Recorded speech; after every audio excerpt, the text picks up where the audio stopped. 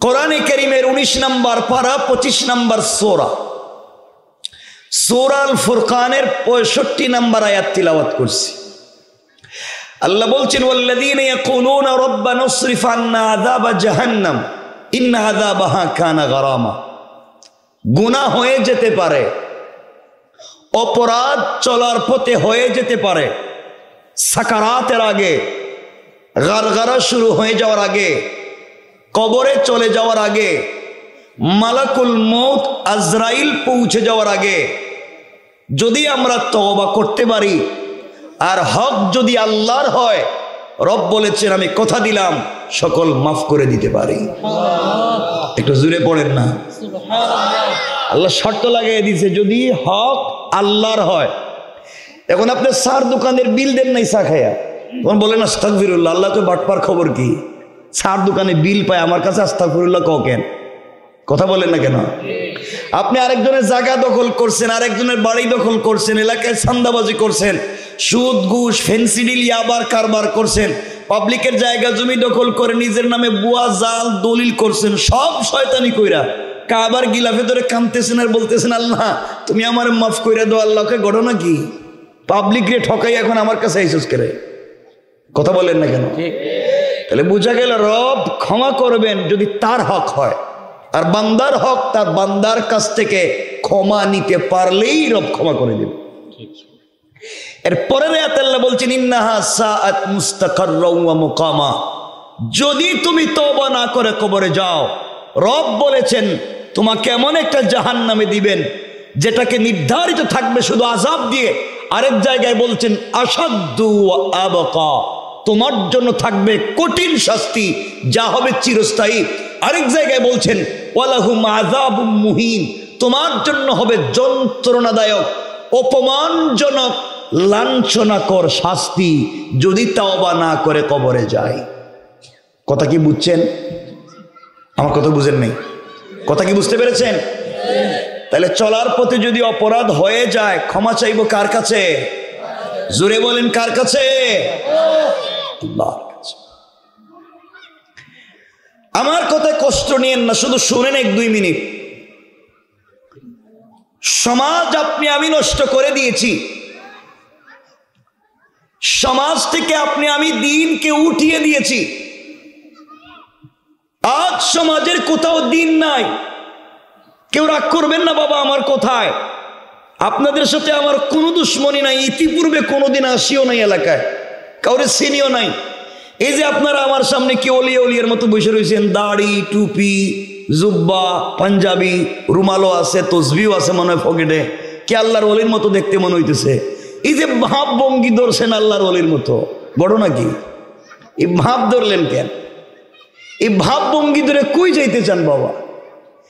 এই ভাব ধরলেই তো জান্নাতে যাওয়া যাবে না। যদি দিলের ভিতরে আদর্শ আর চরিত্র ঠিক না থাকে, ভাব ধরলেই হবে না, নামাজ পড়লেই হবে না।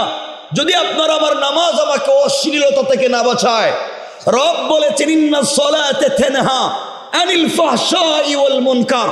নামাজ তো নামাজি ব্যক্তিকে অশ্লীলতা থেকে বাঁচাবার কথা ছিল, এখন দেখা যায় নামাজও পড়ে সুদও খায়। কথা কয় না কেন? বলেন আছে না নাই? তাইলে বেচারারে কি নামাজ তারে বাঁচাইছে? কথা বলে না কেন? দেখা যায় নামাজও পড়ে গ্রামের পঞ্চায়েতের বিচার করতে 500 টাকা পাইলে পুরো বিচার শুদ্ধ খায়া বলা। কথা বলেন? তাহলে নামাজে কাজ হইছে? কাজ হইছে? রব বলেছেন এই নামাজ দিয়ে তো জান্নাতে যাওয়া যাবে না। আরেক জায়গায় আল্লাহ বলেছেন ফাওয়াইলুল লিল মুসাল্লিন, ওই নামাজি ব্যক্তিকে তার নামাজি জাহান্নামে নিয়ে যাবে যদি নামাজ ঠিক মতো আদায় না হয়। আজ আমরা সব কিছু ধীরস্থির ভাবে করি, কিন্তু মসজিদে গেলেই শুধু তাড়াহুড়া করি। কথা বলেন না কেন? আমার কথা খারাপ পাইতেছেন? আমি তো কিছু বলি নাই, তো খারাপ পাইবেন কেন? এখনো বলি নেই, বসেন না কয়েক মিনিট। এই যে ভাব ধরে বসছেন বাবা, এই দাড়ি টুপি জুব্বা দেখাইলেই কেউ জান্নাত আপনারা দিত না। আমার রাসূলের পিছনে অনেকেই সালাত পড়েছে, মাঝে মাঝে ইকামত দিয়েছে, রাসূল পাকের দস্তারখানে খাবার খেয়েছে, রাসূলের মতো দাড়িও আছে, জুব্বাও আছে, টুপিও আছে, তসবিও আছে।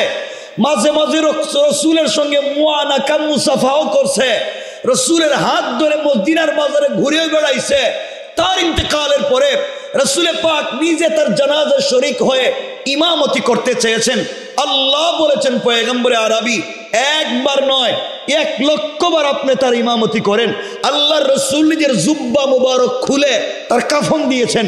আল্লাহ বলেছেন পয়গম্বরে আরবি একটা নয় 100 জুব্বা দিয়ে আপনারা কাফন দিতে পারেন, কিন্তু আমি রব তারে জান্নাত দিব না। কি বুঝলেন? আপনি কোন ইমামের মুসল্লি? রসুলে পাকের মুসল্লি। আল্লাহ রসুলের জুব্বা তার গায়ে, নবীজি নিজে তার জানাজায় শরীক। আল্লাহ বলতেছেন লোকটা জান্নাতি। কথা কয় না দেখি। আল্লাহ বলতেছেন লোক জান্নাতি না জাহান্নামী? কথা বলেন না কেন? দেখেন, আমি আপনাদের চিনি না, আপনারা আমার চিনেন না। আমি জীবনে এভাবে কথা বলি না যে একা একা। এটা একটা ক্লাস, আপনারা আমার সাথে কথা বলতে হবে। না বলা পর্যন্ত আবার বলবো। আমি যতক্ষণ দেখবো একজনেরও ঠুট নড়ে না ওই কথা আবার বলবো, কারণ না বুঝা পর্যন্ত ছাড়তাম না। রসুলে পাকও কথা বলতেন। কিয়ামতের দিন আল্লাহ যদি আমারে বলে কিরে গোলাম, ওখানে যে কথা বলতে গেছিলে সময় তো খাইলি, কিন্তু আমার বান্দা বুঝলো কিনা একবারও জিগাইলে না, আমি এই বিপদে পড়তে চাই না। এর জন্য দায়িত্ব আদায় না করা পর্যন্ত ছাড়তাম না। এই জন্য কথা না বলা পর্যন্ত কাজ হইতো না। কথা কি বুঝছেন? আল্লাহ বলছেন লোকটা জান্নাতি না জাহান্নামী? জাহান্নামী। সবাই বলেন জাহান্নামী। আবার বলেন জাহান্নামী। লোকটা নামাজ পড়তো না? বলেন নামাজ পড়তো না? দাড়ি ছিল না? পাঞ্জাবি ছিল না? রসুলের মুসল্লি ছিল না? রসুলের জুব্বা ছিল না? রসুল নিজে তার জানাজায় ছিলেন না? এত বরকত পাওয়ার পরেও লোকটা জান্নাতে না জাহান্নামে? অপরাধ তার বাহিরের বেশভূষা ঠিকই ছিল, কিন্তু ভিতরের বিশ্বাস ঠিক ছিল না। অর্থাৎ ভিতরে যেই জিনিস লালন করত তা বাহিরে প্রকাশ করত না, আর বাহিরে যেই জিনিস প্রকাশ করে ওই জিনিসের বিশ্বাস ভিতরে ছিল না। অর্থাৎ ভিতর আর বাহির মিল ছিল না। যার নাম মুনাফিক। রসুলের মুসল্লি হইয়াও জাহান্নামী, দাড়িও ছিল, নামাজও ছিল, তসবিও ছিল, জুব্বাও ছিল, কিন্তু ভিতরের বিশ্বাসটা ঠিক ছিল না, এই জন্য জাহান্নামী। আপনাদেরকেও দেখতে তো বাহিরে ওলিয়া ওলিয়ার মতো মনে হইতেছে, দাড়িও আছে, জুব্বা টুপি সবই তো ঠিক আছে, ভিতরের বিশ্বাস যদি ঠিক না থাকে এই দেখতে মুসলমান হলেই জান্নাতে যাওয়া যাবে? বলেন যাবে? যাবে না। রসুলের অনেক সাহাবী ছিলেন, কাপড় ছিল না। এক কাপড় স্ত্রী পরলে স্বামী গর্তে লুকাইয়া থাকতেন, স্বামী পরলে স্ত্রী গর্তের ভিতরে বসে থাকতেন। কাপড় একটা, কোনো কাপড় নাই, থাকবার ঘর নাই, খাওয়ার মতো জিনিস নাই। রব তাদেরকে জান্নাতের ফয়সালা করে দিয়েছেন, কারণ তাদের বাহিরে কিছুই নাই, দিলটা বড় ভালো ছিল।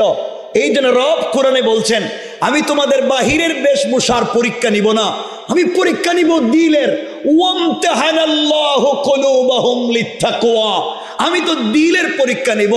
যার দিল ভালো তার দুনিয়া ভালো, যার দিল ভালো কাপড় থাকলে কি আর না থাকলে কি, তসবিহ থাকলে কি আর না থাকলে কি, পাগড়ি থাকলে কি আর না থাকলে কি, দিল ঠিক তো তার জান্নাতের রাস্তা ঠিক। সুবহানাল্লাহ। তাহলে আমাদের কাজ কি শুধু টুপি পাগড়ির ডিজাইন করা না চরিত্র ঠিক করা? কথা বলেন না কেন? আমাদের চরিত্র ঠিক আছে তো? কি ওলিয়া ওলিয়া ঠিক আছে। তাহলে এলাকা চান্দাবাজি করে কেডা? এলাকা সুদের কারবার করে কে? বাজারে ওজনে কম দেয় কে? হ্যাঁ, তারা বলে আসে না, কেটা কয় তারা আসে না এখনো। ভাই বেশি বলবো না, আপনাদের উপকার হবে, মনে থাকবে আজকে কি কয়া গেলাম।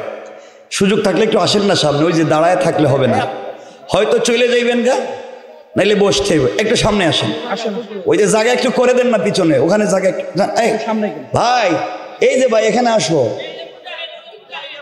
কিটা এমু কি কয় ভাই, এই যে ভাই আসো না, তুমি এটা শ্বশুর বাড়ির থেকে পাইছো নি যৌতুক, তুমি আইও না দেখি। মাশাআল্লাহ, এই তো জায়গা হয়ে যাচ্ছে। ভাই এই যে ভাই আসো না ফাঁকা জায়গাটা দেখি একটা আসো না, ওদের পিছনে তাকাও কেন, আসো। মাশাআল্লাহ, এই তো সুন্দর হয়ে যেতেছে। একজন উঠবেন না, কেউ যদি উঠে বাইরে যান আমরা মনে করবো আপনি কিন্তু হেই কামলা, বাইরে গেলেই পেয়ে দিন। ভাই আসো বাবা, কি লো এটা কি বাবা, আসো। আহারে ভাই আসেন না, একটু নড়াচড়া করেন। এই তো বাবারি উঠতেছেন, মাশাআল্লাহ। মানুষের বসার জায়গা করে দিবেন না। আমার বন্ধুগণ, কথাগুলো দিল দিয়ে শুনেন। সমাজ আপনি আমি কেমনে নষ্ট করছি। অনেক লোক আছেন এখানে বসা অথবা এলাকায়, কেউ রাগ করবেন না, মুখের দাড়ি সাদা, পকেটে 1 হাত লম্বা তসবিহ আছে, 5 ওয়াক্ত মসজিদে নামাজও পড়ে, হজও করেছে, উমরাও করেছে, দাড়িও ঠিক আছে, নামাজও ঠিক আছে। খবর নিয়ে দেখবেন 5 ওয়াক্ত নামাজি মুরব্বী এলাকার সবথেকে বড় সুদের কারবারি। কথা বলেন না কেন? এগুলো আছে না নাই? তোমার নামাজ দিয়ে কি লাভ?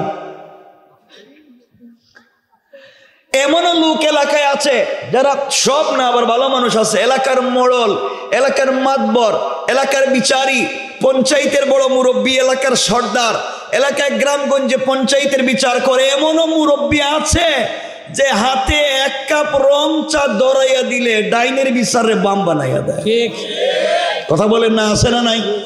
বলেন, শুধু বলেন নাই। আছে। এরা ভাব ধরে বসে সমাজ কত নোংরা। এমনও মুরব্বী এখানে বসে রয়েছে, সম্পত্তি বন্টন করতে গিয়া নিজের ছেলেদেরকে ভাগ করে ঠিক মতো দিছে। বাবা এটা তোমার, এটা বড় ছেলের, এটা মধ্যম ছেলের, এটা ছোট ছেলের, সব ভাগ করে দিছে। নিজের মেয়েরে দেয় নাই। নিজের মেয়েরে মা ভাইদেরকে তো সম্পদ দিয়ে দিছি, তোর জন্য আমার বুক ভরা, দিল ভরা দুয়ার ভালোবাসা আছে। সুবহানাল্লাহ কিছু কাটারি, এটা কোন জিনিস আপনি চিন্তা করলেন নি? ছেলেদেরকে সম্পত্তি দিয়া মেয়ের জন্য কই দোয়া আছে, এগুলা কয় না? আরে বলেন না কেন, আছে না নাই?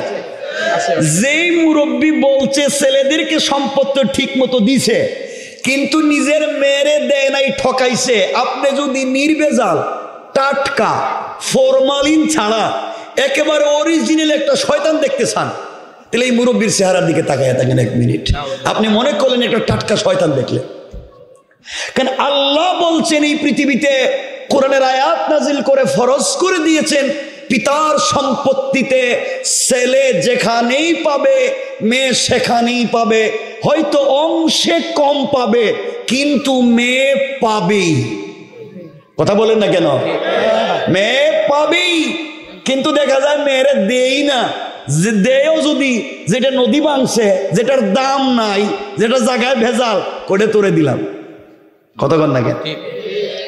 এই বাবা কিয়ামত পর্যন্ত যদি তাহাজ্জুদের নামাজ পড়ে, এই বাপ কিয়ামত পর্যন্ত যদি কাবাগরের ইমাম হয়, নিজের মেয়েরে ঠকানোর অপরাধে নির্ভেজাল জাহান্নামী।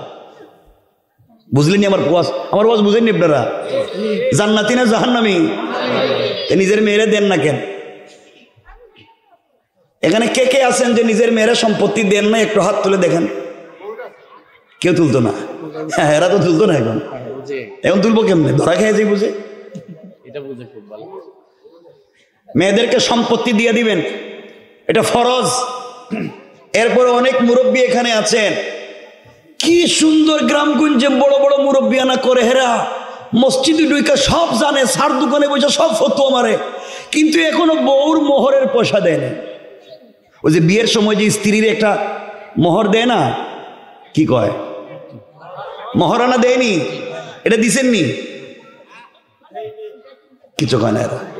আরে বিয়া যে করছিলেন 30 বছর আগে, প্রত্যেক বছর যে বাচ্চা একটা সাপ্লাই দেন, বউর পয়সা দেন না কেন? হ্যাঁ হ্যাঁ, আমি বুঝি না কথা। কি কয়? দেয় নাই, অনেকে দিছে, অনেকে দেয় নাই। দেন নাই কেন? হ্যাঁ হ্যাঁ, দেন নাই কেন বাবা? এটা তো নামাজ রোজার মতো ফরজ, এটা নিয়ে ঢং করার কিছু না। এটা তো নামাজ রোজার মতো ফরজ, এটা তো দিতে হয়। আপনি বিবাহ একটা চুক্তির নামাজকে বলে দিই, বিবাহ আরবি শব্দ নিকাহ, যেটা কেবল আল বাই আর নিকাহ ইয়ানাকিদু, বিবাহ সংগঠিত হয় দুইটা শব্দে, ইউআব্বারু বিহাদিহিমা আনিল মাজি ওয়া বিল আখারি আনিল মুস্তাকবিলে ফায়াকুলু যাওইজনি ফায়াকুলু যাওয়াজতুকে। বিবাহ একটা চুক্তির নাম, দুইটা শব্দে ঠিক হয়। বিবাহ কিসের নাম? কথা বলেন না কেন? চুক্তি, চুক্তির নাম। চুক্তি করতে গেলে কাগজ কলম লাগে, চুক্তি করতে সাক্ষী লাগে, চুক্তি করতে স্টাম্প লাগে, চুক্তি করতে পয়সা লাগে। বলেন তো মোহরানায় সাক্ষী আসেনি? স্টাম্প আসেনি? পয়সা আসেনি? সব ঠিক করে আপনি যখন বললেন এই পয়সা এই পরিমাণ নগদ অথবা বাকিতে আপনি বিয়ে করলেন, এটা দেন না কেন? দেন না কেন? হ্যাঁ, নিজের নিজের মনে মনে করে দেয় না। বউ নিজের, ওরে আল্লাহর বউ, কি ভালোবাসার বউ। বউর পয়সা দেয় না, নিজের। বউরে যখন ফিডায় তখন নিজের থাকে না, বউরে মারতে মারতে শুয়ে ফেলা, তখন বউ নিজের না। ওই দিন একজনে কইতেছে বউরে মারতে মারতে কইতেছে তুই আমারে আব্বা ক। নাউজুবিল্লাহ বললেন না? বউ মাইর খাইতে খাইতে কইতেছে তোর পায়ে ধরো তুই আমার বাপ, এবার সাইডে দে। হ্যাঁ, বন্ধু বান্ধবের কাছে গিয়ে বলতেছে তোমরা আমারে চিনোনি, আমি কেডা? আমি বউরে বাপ ডাকে সাইডে দিছি। শয়তান, আল্লাহ রে আল্লাহ আমারে শয়তান বানাইছিলেন কে রে? এই কামটা তো আমিও করিনি, আমি জিন্দেগিতে তো বউরে বাপ ডাকাইনি। এই জন্য মহরের টাকা দিবেন, কিন্তু আমি জানি না এটা উপজেলার নাম কি? মির্জাপুর উপজেলা। আচ্ছা বলেন তো, মির্জাপুর উপজেলায় কি এমন কোনো স্ত্রী নাই ভালোবাসার যে তার স্বামীরে মাফ করে দেয়? মহরের টাকা মাফ করে না অনেকে? আপনারা মাফ পাইছেন নি কেউ? এই হাত উঠান না কেন তখন থেকে? কারা কারা মাফ পাইছেন? ওরে আল্লাহ রে, বউতে হাত উঠেছে দেখি, মাশাআল্লাহ। এই যে ছেলে বাচ্চা, এক বাচ্চা একটাই তো উঠবো 2 বছরে, হেওয়া হাত উঠেছে, এই যে হেওয়া হাত উঠেছে। এটা বিয়ে করতে আরো 30 বছর বাকি, হেয়া উড়ে। এই যে স্ত্রী আপনারা মাফ করে দিছে, আপনি হাত উঠাইলেন, বাবা মাফ করে নাই, কিয়ামত পর্যন্ত স্ত্রী আপনারা মাফ করে নাই। সত্যি যদি আপনার স্ত্রী আপনাকে মাফ করে থাকে, তাহলে আজকে রাত্রে তালাক দিয়া দেখেন, ডিভোর্স দিয়া দেখেন, সকালের আগে লাভে আসলে দেওয়া লাগবে। কথা বলেন না কেন? ডিভোর্স দিলে মোহর দেওয়া লাগবে নি? কথা বলেন লাগবো না লাগবে না? লাগবে। রব বলেছেন যদি চুক্তি করো ইলা আজালিম মুসাম্মান ফাকতুবুহু ওয়া লিয়াকতুব বাইনাকুম কাতিবুন বিল আদল। লেনদেন করছো স্বামী স্ত্রী, সাক্ষী রাখো, কাগজে লেখো। বউ তোমার কাছে পায়, এটা কিন্তু সাক্ষী আছে কাজীর কাগজে। বউ যে মাফ করে দিল, এর ডকুমেন্টস কই? কথা বলেন না কেন? ইসলাম ডকুমেন্টস ছাড়া চলে না, তোমার কাগজ কই? এই জন্য বাবা বউর পয়সাটা দিয়ে দিয়েন ইনশাল্লাহ। সবাই বলেন না ইনশাল্লাহ? দিবেন তো? নাহলে ওয়াজ কিন্তু উল্টাইয়া দিন। আজকে পয়সাটা দিয়ে দিন। আজকে তো একদিনে তো দিতে পারবেন না, তো 100 করে দিন, 500 করে দিন, দিয়ে দিয়ে শেষ করেন। আল্লাহ আমাদের কবুল করুক, পড়েন আমিন। আপনাদের অসুবিধা হচ্ছে? একটু হাত তুলে দেখান কার কার অসুবিধা হইতেছে। কথা তো শেষ করার আগে হাত উড়ে মাইরা দিলেন। অসুবিধা হইতেছে? দেখেন আমার রাসূল কেমন ছিলেন, দিন কেমন ছিল। আমার মুসলমান বন্দেগান গভীর মনোযোগ। এই দুনিয়ার জমিনে একজন আল্লাহর গোলামের চরিত্র কেমন হওয়া চাই? দুনিয়ার জমিনে রাসূল পাক সাল্লাল্লাহু আলাইহি ওয়াসাল্লাম কেমন ছিলেন? আজ পর্যন্ত আমরা তার চরিত্র ধারণ করতে পারলাম না। নিজেকে মুসলমান দাবি করি ঠিকই, কিন্তু চরিত্র ঠিক করতে পারলাম না। যে কথাগুলা বলে আমরা আলোচনার দিকে নিয়ে যেতে চাই, মনোযোগ দিয়ে শোনেন। আল্লাহ রাব্বুল ইজ্জত ওয়াল জালাল বলছেন, ওয়া ইবাদুর রাহমানিল্লাযীনা ইয়ামশুনা আলাল আরদি হাওনা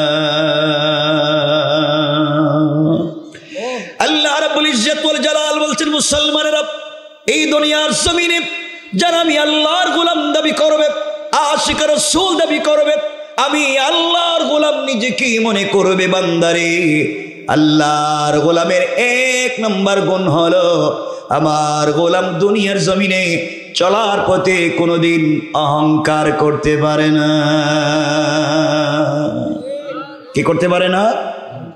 বলে না কথা, কি করতে পারবে না? অহংকার করা যাবে না। এই এলাকা আল্লাহ যাদেরকে টাকার মালিক বানিয়েছেন, পয়সার মালিক বানিয়েছেন, মিল ফ্যাক্টরির মালিক বানিয়েছেন, শিল্প কল কারখানার মালিক বানিয়েছেন, গাড়ির মালিক, বাড়ির মালিক বানিয়েছেন, আপনি যদি আপনার সম্পদের কারণে দুনিয়ার জমিনে অহংকার করে বসে, আপনার টাকা আছে, গাড়ি আছে, বাড়ি আছে, সম্পদ আছে, এই জন্যে দুনিয়ার জমিনে আপনি যদি অহংকার করে বসেন, আমার আল্লাহ চাইলে 10 তলা থেকে থাবড়াইয়া গাছতলায় নামাইয়া দিতে আমার আল্লাহর 1 মিনিটও দেরি হবে না। কোন ঠিক কিনা? আর আপনি যদি অহংকার ছেড়ে দিতে পারেন, নিজেকে মাটির সঙ্গে মিশিয়ে দিতে পারেন, দুনিয়ার জমিনে নিজেকে ছোট করে ফেলতে পারেন, আমার আল্লাহ চাইলে গাছতলা থেকে, বাঁশতলা থেকে কান ধরে 10 তলার মালিক বানাইয়া দিতে আমার আল্লাহর 1 মিনিটও দেরি হবে না। কোন ঠিক কিনা? এই জন্য আল্লাহর গোলামের 1 নম্বর কোয়ালিটি, অহংকার করা যাবে না। আসতে বলেন কেন? যাবে না। আপনারা করেননি না? হেরা তো ওলিয়া ওলিয়া, কিছু কইলেই কেউ করে না কিছু, অথচ অহংকারের গাঠটি ভিতরে ঢুকাই রেখেছে। দেখবেন আগে বেচারার পয়সা ছিল না, এলাকার গরিব মানুষ ছিল, হঠাৎ কিছু পয়সার মালিক হয়ে গেছে, নতুন পয়সার মালিক। এখন পয়সার গরমে এলাকার সাধারণ পাবলিককেও ঠিক মতো চিনে না। কথা বলেন না কেন? আছে না? এটা আছে না? অহংকার করা যাবে না। অহংকার করলে আপনি কোটি টাকা দিয়ে বাড়ি বানাইবেন। এই যে গেল কয়েকদিন আগে দেখেন না, কত মানুষের কোটি টাকার বাড়ি আছে, গাড়ি আছে, ফ্যাক্টরি আছে, ব্যাংকে পয়সা আছে, কোটি টাকার বাড়ি ফালাইয়া এখন জঙ্গলে থাকে। কথা বলেন না কেন? তো এই কাম করো কেন? জঙ্গলের কাম। আমার রাসূল কেমন ছিলেন, যার অহংকার ছিল না? একটু চিন্তা করেন। আমরা অনেকে আজকালকে অনেকের সঙ্গে মুসাফাও করি না, ভাব ধরি। শুধু আপনারা খারাপ না, শুধু আপনারা না, আমরা হুজুর যারা, আমরাও কিন্তু খারাপ কম না। দেখবেন এলাকায় কেউ যদি বড় হুজুর হয়ে যায়, সব না, এলাকার বড় হুজুর রাস্তা দিয়ে হাঁটলে তিনি আর সাধারণ পাবলিকরে সালাম দেন না। আমি বড় হুজুর, আমি সালাম দিব কেরে? আমারও সালাম দেও। কথা বলেন না কেন? বড় হুজুরের সালাম দিলে জবাবও দেয় না, মাথা নাড়ায় না, মাথা নাড়ায়। এরপরে বড় হুজুরের দিকে যাইতেছে, আপনি চিন্তা করলেন বড় বড় হুজুরদের সঙ্গে মুসাফা করলে সগীরা গুনাহ মাফ হয়, হুজুর একটু মুসাফা, ও ঠান্ডা লাগতেছে, হাত দেয় না। কিন্তু মুসাফার সময় যদি বড় হুজুরের হাতে একটু হাদিয়া, একটু কি হাদিয়া, একটু কি হাদিয়া, বুঝেননি? কথা কয় না, বুঝেননি? বড় হুজুরের একটু, হুজুর আমার ছেলেটা অস্ট্রেলিয়াতে দিকে দিয়েছিল একটু Hadia, thank you, thank you, very good, আবার আইসো, আরো দিও, সব খুশি। কথা বলেন না কেন? এটা ভাব ধরতে কইছে কেটে তোমারে? হ্যাঁ, অহংকার করা যাবে না। আল্লাহর ওয়াস্তে এগুলো ছেড়ে দিতে হবে। আমরা অহংকার করব না। দেখেন না রাসূল কেমন ছিলেন, রাসূল কেমন ছিলেন দেখেন, আল্লাহ রাসূল কেমন ছিলেন, তার অহংকার ছিল না। দেখেন তো, চিন্তা করে, আল্লাহর নবী একদিন মদিনার বাজারে বের হয়ে গেলেন। মদিনার বাজারে গিয়ে দেখেন, মদিনার বাজারের কর্নারে এক দোকানদার, একজন মানুষ কলা পাতার মধ্যে অথবা ঘাসের মধ্যে বসে, ঘাসের মধ্যে বসে রাস্তার কর্নারে বসে সবজি বিক্রি করে। যেই বেচারা বিক্রি করে তার চেহারা কালো, কুচকুচে কালো, হাবশি গোলাম কৃতদাস, গ্রাম থেকে এসেছে, মদিনা শহরে সবজি বিক্রি করবার জন্য এসেছে।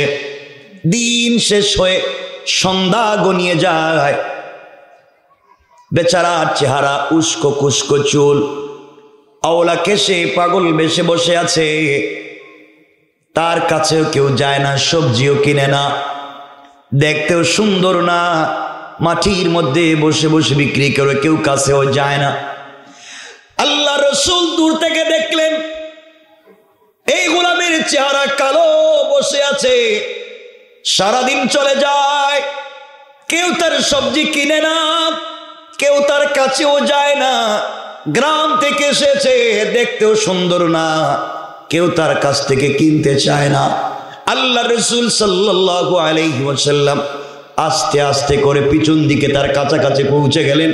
কাছে গিয়া নিজের হাত ওই হাবশী গোলামের বগলের ভিতর দিকে ঢুকাইয়া তিনি তাকে জড়িয়ে ধরলেন।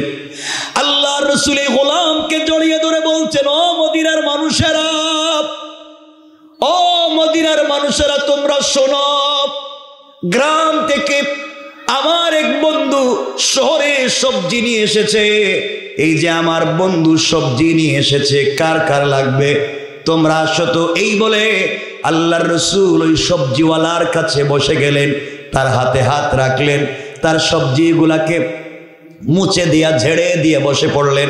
মদিনার বাজারে সকল মানুষেরা চিন্তা করে, হারে এই খাবশী গোলাম নাকি রসুলের বন্ধু। সবাই এসেছে, সারাদিন যার সবজি নিতে পারলো না, এখন ডাবল দামে আল্লাহ রসুল কাছে বসবার কারণে নিয়ে যায়। সুবহানাল্লাহ, জোরে পড়েন। চিনা নাই, জানা নাই, একজনকে বন্ধু বলে পরিচয় দিতেছেন আল্লাহ রসুল, গ্রাম থেকে এসছে, কেউ তার কাছে যায় না, কেউ তার পাশে বসে না, রসুল পাক নিজেই বসে গেলেন। সুবহানাল্লাহ বললেন না? এই হাবশী গোলাম চোখের পানি ছেড়ে আল্লাহ নবীকে ডাক দিয়া বলছে, ইয়া রাসূলুল্লাহ, ইয়া হাবিবাল্লাহ, ও পয়গম্বরে আরবি, আপনি আমাকে বন্ধু বলে মদিনার মানুষের কাছে পরিচয় দিলেন। সারাদিন মানুষ এসে আমার সবজি নিয়ে যায় না, এখন আপনি কথা বলবার কারণে সবাই ছিঁড়ে আমার সবজি নিয়ে যায়, ডাবল দাম দিতে চায়। আমার তো অনেক সম্মান বেড়ে গেল। যেই কালো হাবশী গোলামের সঙ্গে কেউ হাত দিত না, এখন সবাই এসে মুসাফা করে, মুআনাকা করে, গোলামের কপালে চুম্বন করে আর বলে, আহারে তোর মতো ভাগ্যবান পৃথিবীতে আর নাই। আল্লাহর রসুল বন্ধু বলে পরিচয় দিয়েছে, এর চাইতে বড় পাওয়ার কিছু হতে পারে না। যুবক হাবশী গোলাম চোখের পানি ছেড়ে নবীজিকে ডাক দিয়ে বলছে, ইয়া রাসূলুল্লাহ, সত্যি কি আপনি আমার সবজিগুলা বিক্রি করাবার জন্য বন্ধু পরিচয় দিছেন, নাকি সত্যি আপনি আমাকে বন্ধু বললেন? সত্যি যদি বন্ধু হয়, আপনি কি মদিনার বাজারে আমার হাত ধরে হাঁটতে পারবেন? আল্লাহ রসুল বলেন, উঠো। সবজিওয়ালাকে দাঁড় করাইয়া দিলেন। গোলাম হাবশী গোলামকে দাঁড় করাইয়া দিয়েছেন, হাতের সঙ্গে হাত রেখে মদিনার বাজারের এক কর্নার থেকে আরেক কর্নারে হেঁটে যায়। আর মদিনার মানুষকে বলে, শুনো রে, আমার বন্ধু গ্রাম থেকে আসছে সবজি বিক্রি করতে, ও কিন্তু আমার বন্ধু, ও কৃতদাস হতে পারে, হাবশী গোলাম হতে পারে, চেহারা কালো হতে পারে, কাপড় ঠিক নাও হতে পারে, চুলগুলা উস্কো কুস্কো হতে পারে, দেখতে সুন্দর নাও হতে পারে, তার দিলের ভিতরে আল্লাহর ভালোবাসা আছে, আমি রসুলের মোহাব্বত আছে, আমি তাকে বন্ধু বলে পরিচয় দিলাম। সে যখন রসুল যখন তার হাত ধরে হাঁটে, গোলাম আল্লাহ রসুলকে জড়িয়ে ধরে কান্না করে ডাক দিয়া বলেছে, আল্লাহ, নবীজি আজ আমাকে বন্ধু বলে পরিচয় দিয়েছে, আজ আমাকে ভালোবাসার নিদর্শন দেখালেন। আয় আল্লাহ, নবীজিকে দুনিয়ায়ও হারাতে চাই না, আখিরাতেও হারাতে চাই না। আল্লাহ রসুল বললেন, আমিও তোমাকে ভালোবাসি, তুমিও যেভাবে আমাকে ভালোবাসো আমিও তোমাকে ভালোবাসি। আমিও কথা দিলাম, তুমি যদি চরিত্র ঠিক রেখে চলতে পারো, কিয়ামতের দিনে আমি যেই জান্নাতে যাব, তুমিও সেই জান্নাতে আমার সঙ্গে চলে যাবে। সুবহানাল্লাহ, জোরে পড়েন। চিন্তা করে, এক হাবশী গোলাম, এক কৃতদাস, রসুল বন্ধু বলে পরিচয় দিচ্ছেন। আর আজকে অনেক সন্তান আছে, পড়ালেখা করে বড় হয়েছে, বড় চেয়ার অফিসের বস হয়েছে, কিন্তু নিজের বাপকে পরিচয় দেয় না। কথা বলেন না কেন? নিজের বাপকে পরিচয় দেয় না।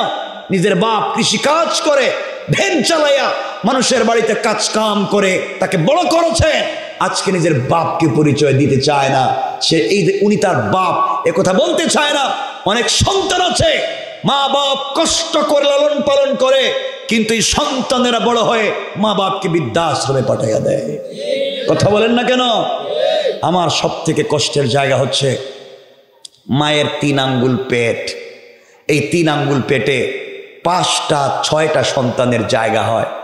5টা 6টা সন্তান মাই পেটে ধারণ করে বড় করে, কিন্তু সন্তানেরা বড় হয়ে 5টা 6টা বাড়ি বানায়, কিন্তু বৃদ্ধা মায়ের আর জায়গা হয় না। কথা বলেন না কেন? আজকে ও বাড়ি কালকে ও বাড়ি, এভাবে থাকতে হয়। নিমক হারাম। তুমি তোমার মাকে বলে গিয়েছ, তোমার মতো নিমক হারাম আর নাই, কেউ তোমাকে জান্নাত দিতে পারবে না, কেউ না, কেউ না। তোমার তাহাজ্জুদ, তোমার মসজিদ মাদ্রাসা বানানোর দান করা তোমাকে জান্নাত দিবে না যদি মা অথবা বাপ তোমার উপর অসন্তুষ্ট হয়ে যায়। কথা কি আমার বুঝতে পেরেছেন? আমার আফসোস হয় একজন বাবা তার 8টা 10টা সন্তানকে একা লালন পালন করে বড় করে,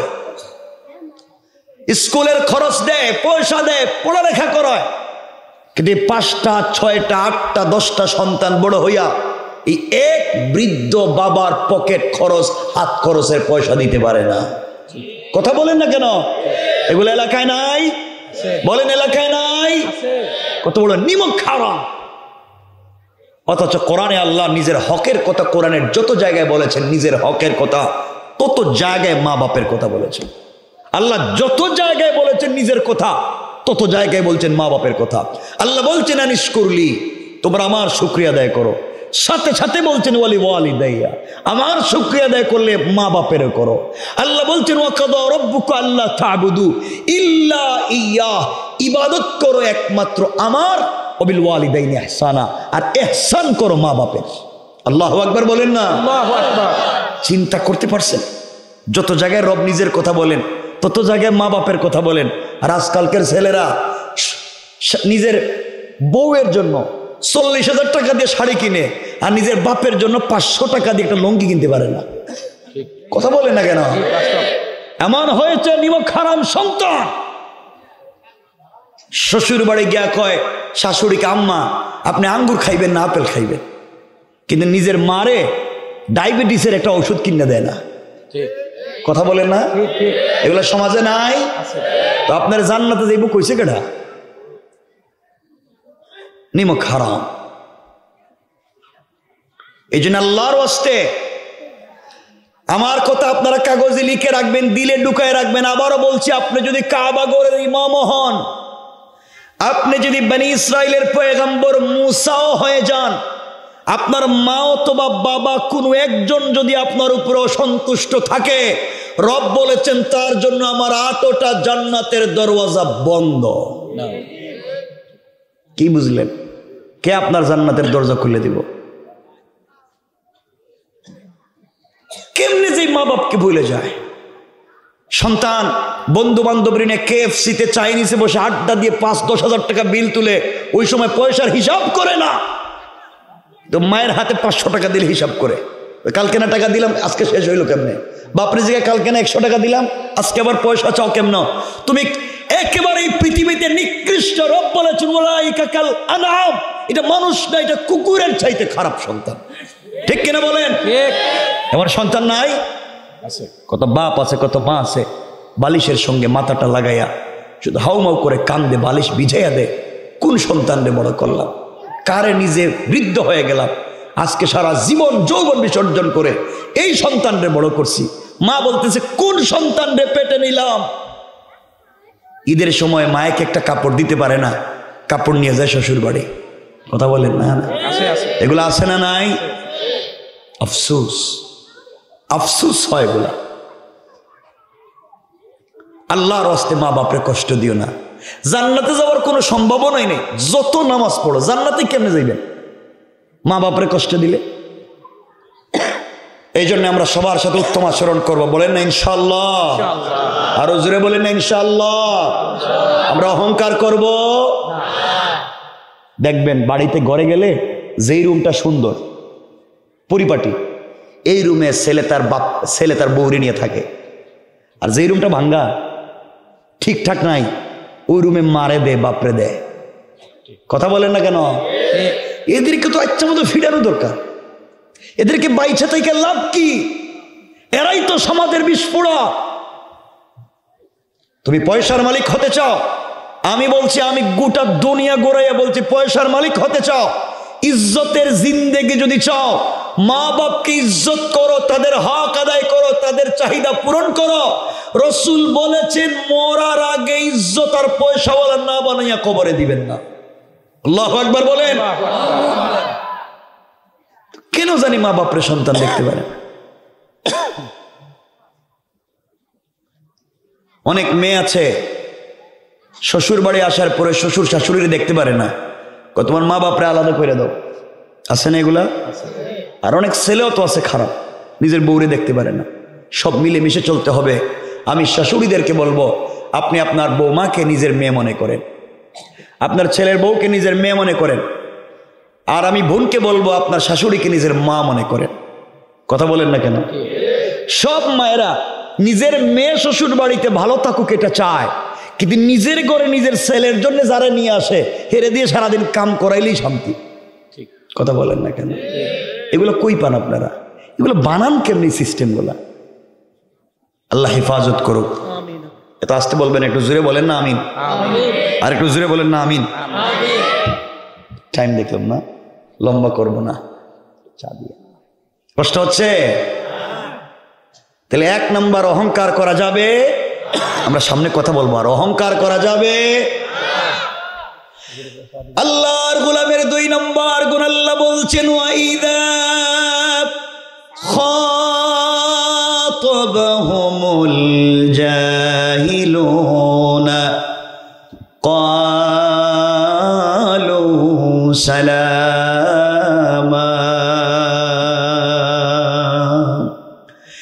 আল্লাহ রাব্বুল ইজ্জত ওয়াল জালাল বলছেন, মুসলমানেরা এই দুনিয়ার জমিনে যারা আমি আল্লাহর গোলাম দাবি করবে, আশিক রাসূল দাবি করবে, আমি আল্লাহর গোলাম নিজেকে মনে করবে, বান্দারে আল্লাহর গোলামের 2 নম্বর গুণ হলো, আমার গোলাম কাউকে গালি দিবে না। আমার গোলামকে কেউ গালি দিলে গালির জবাব দিবে না, গীবত শিকায়াত সমালোচনা করলে জবাব দিবে না, আমার গোলামের বিরুদ্ধে তুহমত দিলে আমার গোলাম জবাব দিতে চাইবে না। বরং আমি আল্লাহর গোলাম যদি কেউ নিজেকে দাবি করে, আমার গোলামকে কেউ গালি দিলে গালির জবাবে গালি না দেয়া ওই বান্দার জন্যে শান্তি আর সালামতির দোয়া করে যায়। পড়েন সুবহানাল্লাহ। তাহলে আল্লাহর গোলামের 2 নম্বর গুণ গালি দেওয়া যাবে না। তো আসতে বলেন কেন বাবা? বলেন না, জোরে বলেন না। গালি দেওয়া আমরা দেইনি।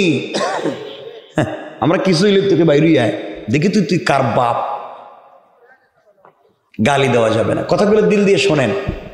গালি দেওয়া যাবে না। কেউ যদি আমাদেরকে কষ্ট দেয়, কেউ যদি আমাদের সাথে খারাপ আচরণ করেও, আমরা তার সাথে খারাপ আচরণ করব? জোরে বলেন, করব? খুব মনোযোগ দিয়ে শোনেন। আজকালকে আল্লাহ বলেন এখানে, খাতাবাহুমুল জাহিলুন, কেউ যদি তোমার গালি দেয়ও, বিনিময়ে গালি দিও না, কালু সালামা, তার জন্য শান্তির দোয়া করো, তার সালাম দাও। এই সালাম যেটা আমরা আলোচনা নিয়ে আসলাম, এই সালামটা যদি পরিবার থেকে শুরু হয়ে যায়, এই পরিবারে বরকত আর শান্তিতে ভরে যাবে। সুবহানাল্লাহ। আর একটু জোরে পড়েন সুবহানাল্লাহ। আল্লাহ রাসূল হাদিসে বলছেন, যেই ঘরে স্বামী স্ত্রীকে, স্ত্রী স্বামীকে একে অপরকে সালাম দেয়, আল্লাহ এই ঘরে 100 থেকে 300টা বারাকাতের দরওয়াজা খুলে দেন। সুবহানাল্লাহ। জোরে আওয়াজ করে পড়েন সুবহানাল্লাহ। সুবহানাল্লাহ। সালাম দিলে। আরে হাদিসে রাসূল বলছেন, যেই ঘরে স্বামী স্ত্রীকে, স্ত্রী স্বামীকে একটু জোরে আওয়াজ করে সালাম দিবে একে অপরকে ভালোবেসে, তাদের হার্ট, কিডনি, লাংস, লিভারে যদি কোনো রোগ থাকে, রব বলেছেন তাদেরকে তা থেকেও মুক্ত করে দিবেন। সুবহানাল্লাহ। কিন্তু কই, আমরা তো সালাম দেই না। আমাদের পরিবারে শান্তি নেই, স্বামী স্ত্রীতে মিল মহব্বত নাই, একজন আরেকজন দেখতেই পারে না। বউ মনে করে এই পৃথিবীতে যদি একবার টাটকা দুশ্মন কেউ হয় এটা আমার স্বামী। ঠিক কিনা? এটা ঠিক কইছে কাটার এখানে? এটা ঠিক হইব কেমনে? বউকে আপনারা এটা মনে করেন। আর অনেক স্বামীরা মনে করে এই পৃথিবীতে সব থেকে বড় জালেম আমার বউ, এটা দেখলেই মাথা গরম হয়ে যায়। ঠিক? এটাও ঠিক। পার্সেন্টেজ কম, একদম কম না? কম কম। এগুলো করা যাবে না। স্বামী স্ত্রী সম্পর্কটা দুনিয়ার না, স্বামী স্ত্রী সম্পর্কটা জান্নাতের। এই স্বামী স্ত্রী অনেক সম্পর্ক দুনিয়ার, আর স্বামী স্ত্রী সম্পর্ক এটা ক্রিয়েট করেছেন, তৈরি করেছেন একমাত্র আল্লাহ। সুবহানাল্লাহ নাই? আপনি মনে মনে কই হুজুর কি স্বামী স্ত্রী সম্পর্ক কোন? বউরি দেখলেই তো মাথা গরম হয়ে যায়। এটা যে জিনিস আপনি বুঝতেছেন না। ঠিক? সব ঠিক করে দেয় এরা, এরা সব ঠিক মেরে দিতেছে। স্ত্রীকে সময় দেন। এই যে কথা চলে আসলে লম্বা হয়ে যায়। স্বামী স্ত্রী সম্পর্ক যদি চমৎকার হয়, আমাদের গড় থেকে আজকে শাহজালাল, শাহপরান, জুনাইদ বাগদাদি, আব্দুল কাদের জিলানি, মুঈনুদ্দিন চিশতি, এমন আল্লাহর ওলিরা আমাদের মায়েদের গড় থেকে আজকাল জন্ম নেয় না। আমাদের মায়েদের গড় থেকে জন্ম নেয় বল্টু মিয়া, এখন যারা জন্ম নেয় বল্টু, এরপরে সুর, ডাকাত, বদমাইশ, ফেন্সিডিল খায়, ইয়াবা খায়, বাবা খায়, চুরি করে, রাত্রে রাস্তায় ডাকাতি করে। কথা বলেন না কেন? এমন সন্তানই তো জন্ম নিতেছে। ঠিক কিনা? এর কারণ পরিবারেই দিন নাই, স্বামী স্ত্রীতেই দিন নাই। যদি স্বামী স্ত্রীতে দিন থাকতো তাহলে তাদের ব্লাডে তৈরি হওয়া সন্তানও ভালো মানুষ হতো। এজন্য আমাদের পরিবারকে সুন্দর করা দরকার আছে না নাই? স্বামী স্ত্রী করে ধুম মায়ের লাগাই দেয়, একজন কুস্তি, এক কিলাকিলি মারামারি শুরু হয়, তো মায়ের ছুটাইয়া দেয় আবার তার ছেলে মেয়ে। তাহলে এই ছেলে মেয়ে ভালো হবে? কোথাও কয় না রাখে, ভালো হবে? এই জন্য একে অপরকে সম্মান করুন। মাঝে মাঝে বউরে গড়ে সালাম দিয়েন, স্ত্রীরে সালাম দিবেন। হ্যাঁ, কিচ্ছু কইতেছে না, লজ্জা করে। আল্লাহর রাসূল বলেন, আম্মা জান আয়েশা শামাইল তিরমিজিতে বলেন, ওয়াল্লাহি আমি পুরা জিন্দেগি ট্রাই করতাম, দেখতাম যখন আমার স্বামী বিশ্বনবী আকায়ে নামদার তাজদারে মদিনা সরকারে দু আলম নবী রহমত জনাবে মুহাম্মদ রাসূলুল্লাহ সাল্লাল্লাহু আলাইহি ওয়াসাল্লাম যখন ঘরে আসতেন, আম্মা জান আয়েশা বলেন আমি ঘরের কর্নারে, ঘরের দরজার চিপায় দাঁড়ায় থাকতাম, পর্দার আড়ালে দাঁড়ায় থাকতাম, নবীজি যেন আমার দেখতে না পান। তিনি ঘরের দরজা আয়েশা, ঘরের দরজা আয়েশা আমাকে খুঁজে না পাইয়া আয়েশা বলে ডাক দিবেন। আমি ঝাপটি মেরে তাকে জড়িয়ে ধরে তার কপালে চুম্বন দিয়া আমি স্ত্রী সর্বপ্রথম স্বামীরে সালাম দিব। সুবহানাল্লাহ, একটু জোরে বললেন না? কিন্তু আম্মা জান আয়েশা বলেন পারলাম না, জীবনেও পারলাম না।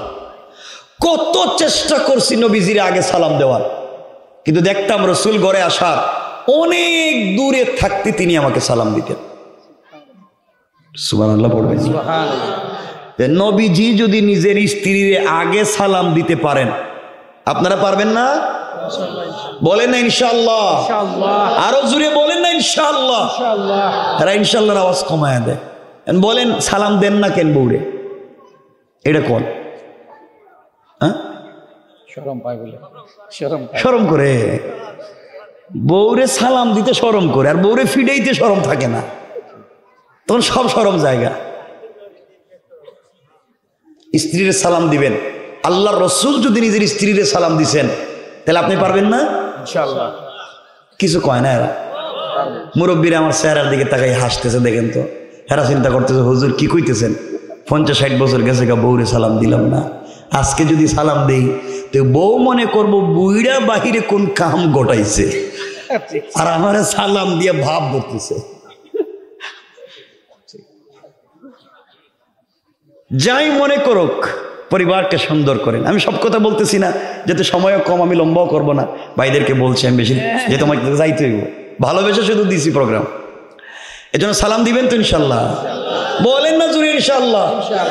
আরো জুড়ে কয় ইনশাল্লাহ? আজকে ওয়াজ শেষে বাড়িতে গিয়া ঘরের দরজা দাঁড়িয়ে বলবেন, স্ত্রী আসসালামু আলাইকুম ওয়া রাহমাতুল্লাহ। বউ কই বৌমা এই বুড়ার আজকে কোন বুতে ধরলো? কোনোদিন সালাম দেন, আজকে দিকে দিতেছে, আপনি বলবেন কোনো ভূতে ধরে নাই, হুজুর এই মাত্র ওয়াজ করছে আর আমি সুন্নত আদায় করছি। হ্যাঁ, কথা বলেন না, সালাম দিবেন ইনশাআল্লাহ, আজকে থেকে সালাম ইনশাআল্লাহ। দেখেন আমার সাথে কথা কন, নাইলে কিন্তু ওয়াজ আমার সময় আছে, ফাল্টাইয়া দিব। এই ওয়াজে চলে যাইব, বৌরে দিয়া যে গড়ে রান্না বাড়ি করান, গড় মুছান, বাথরুম পরিষ্কার করান, বাচ্চা কাচ্চা দেখান, ছোট বড় বাচ্চা সবাইরে রান্না করে খাওয়ায়, গড় মুছে, হাঁস মুরুগ থাকলে তাও দেখে, গরু ছাগল থাকলে তাও দেখে, আত্মীয় স্বজন আসলে তাও দেখে, পুরা গড়ের সব কাজ কাম বউ করে। আমি হেই ওয়াজ করে দিব, সব আপনি করা লাগবে। এমনকি ছোট যদি বাচ্চা থাকে হেরে দুধও আপনি খাওয়াইতে দিব, কুত্তে না খাওয়াইবেন আপনি জানেন।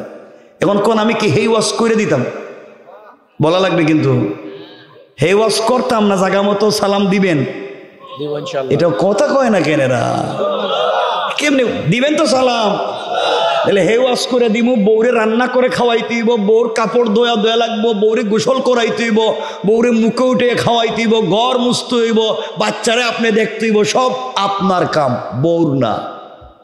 হে ওয়াজ করতাম, হাদিসে আছে কিন্তু না কয়, না কয়, এইটা সব আপনি করা লাগবে কিন্তু, সব বইলা দিব উল্টা।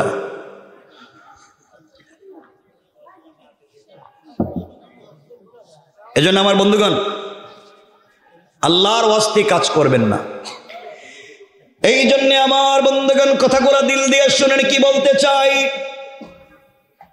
কি বলতে চাই, কথাগুলা দিল দিয়ে শোনেন।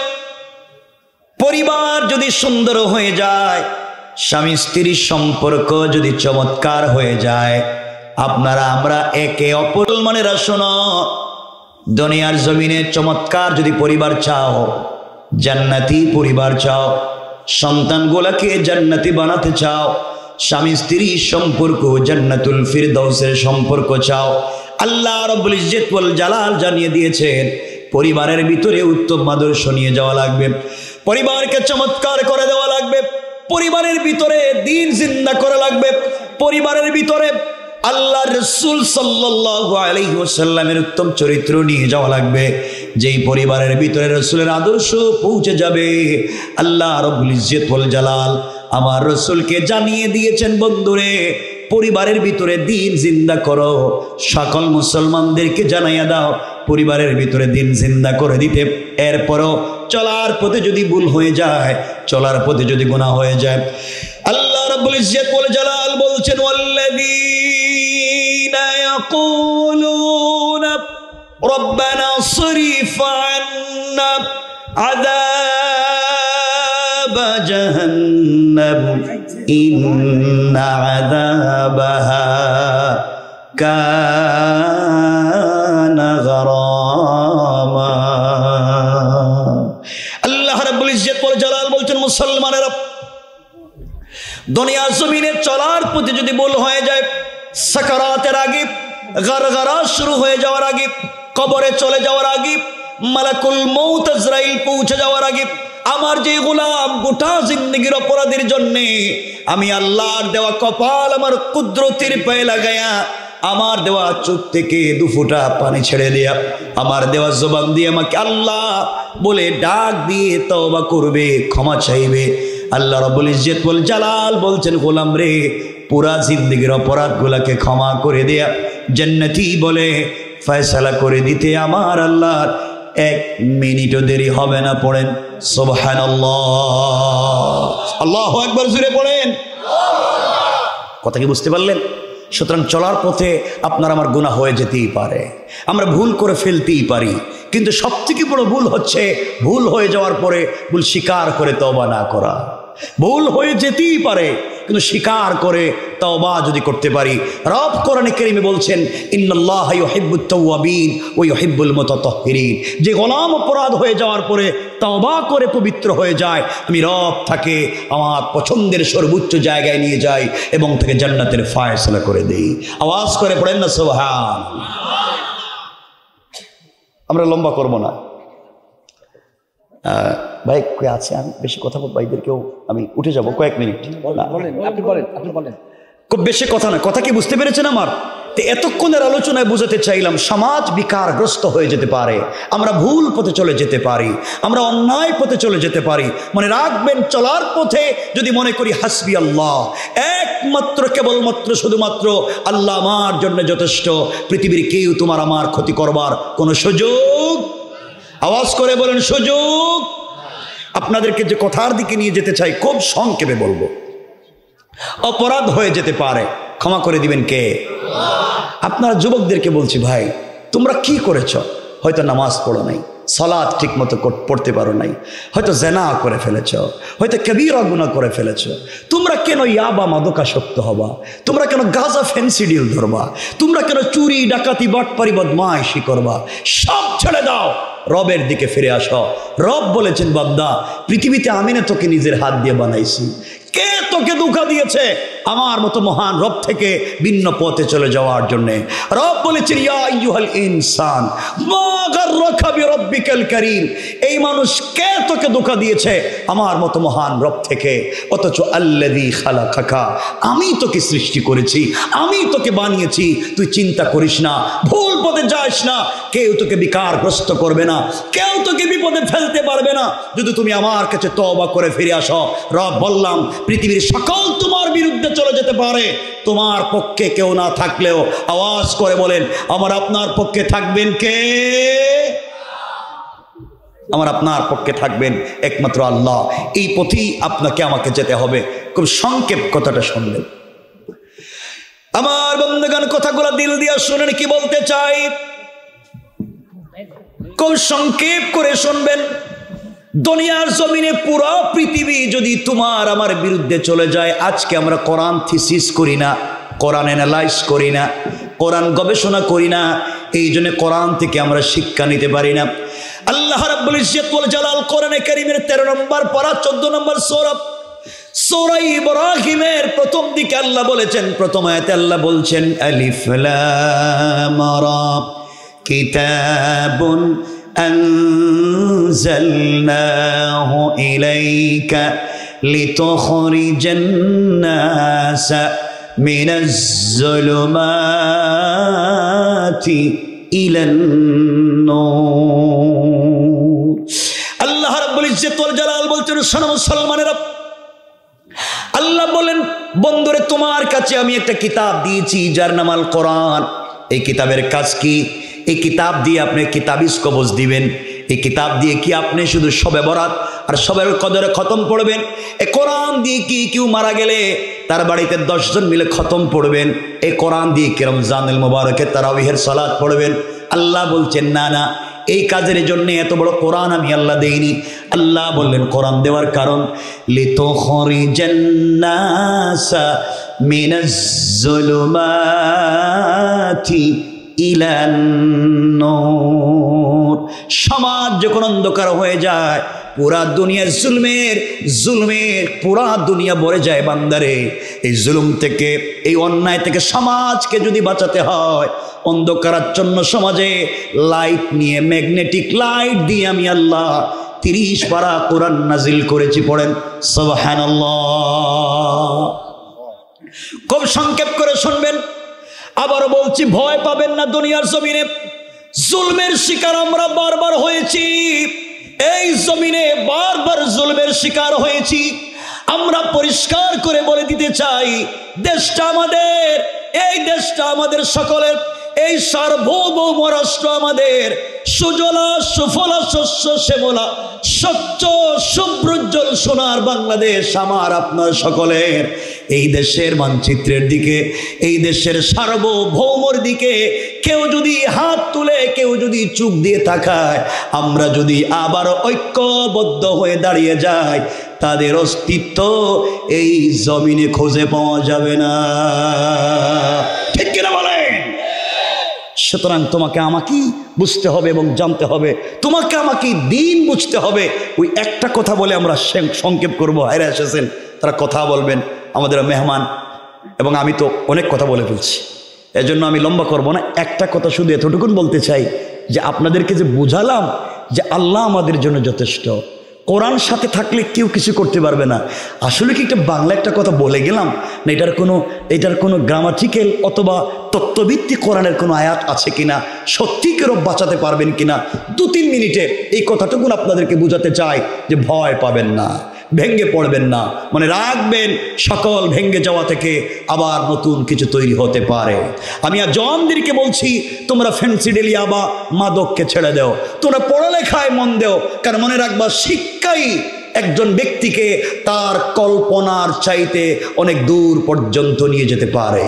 দুর্ভাগ্য হচ্ছে আমরা পড়ছি না, আমরা থিসিস করছি না, আমরা আমাদের ইতিহাসকে পদদলিত করছি, আমরা ভুয়া মানুষের মুখে মুখে ইতিহাস শুনে আমরা লাফাচ্ছি। মনে রাখবা এই দেশ আমাদের, এই দেশ মুসলমানদের দেশ, আলিম ওলামার দেশ, পীর বুজুর্গের দেশ, অলি আব্দালের দেশ, গাউস কুতুবের দেশ, মাদ্রাসা মসজিদের দেশ, আযান ইকামতের দেশ, কোরআন সুন্নাহর দেশ, ইসলামী আন্দোলনের কর্মীর দেশ।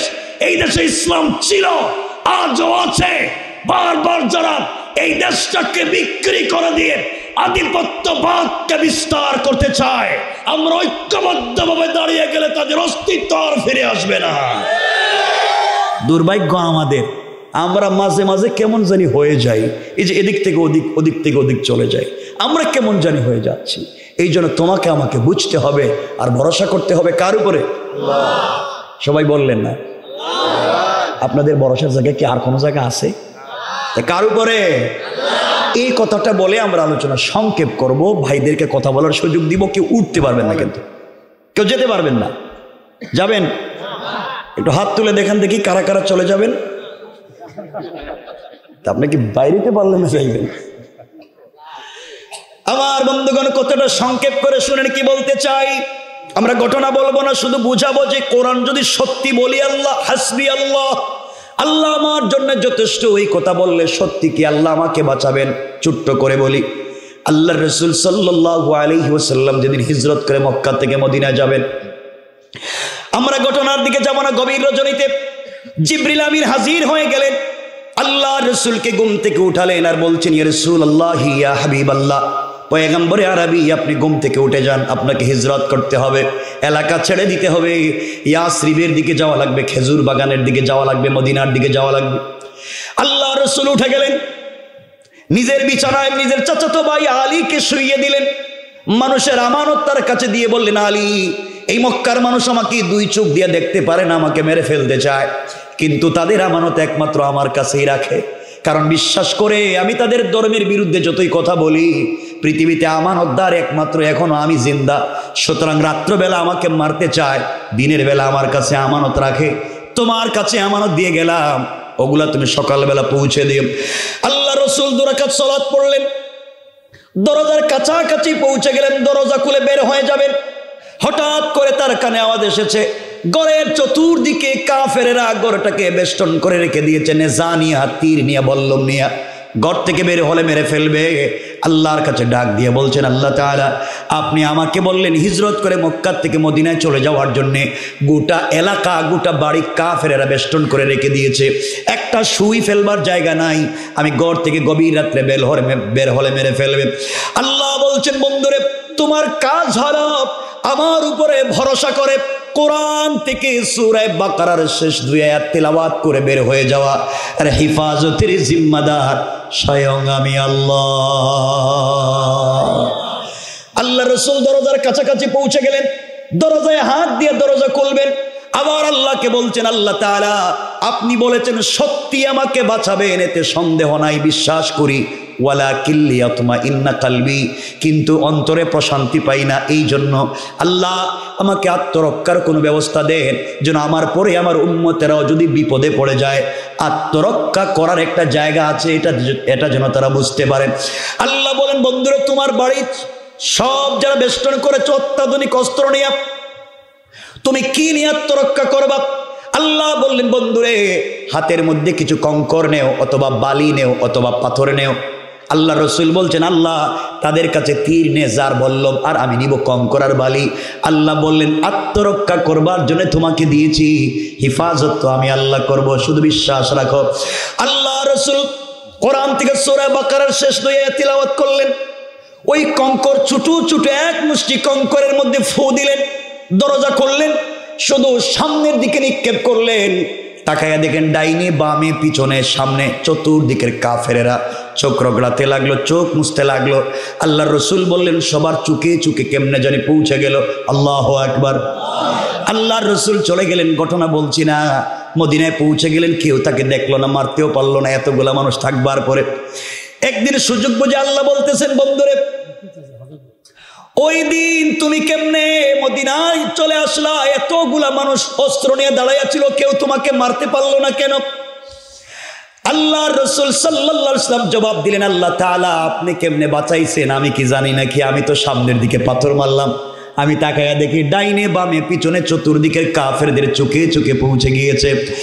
আল্লাহ বললেন, তাহলে বন্ধু শোনো, আমি আল্লাহ বলছি, ওয়ামা রামাইতা ইযা রামাইতা ওয়ালাকিন্নাল্লাহা রামা।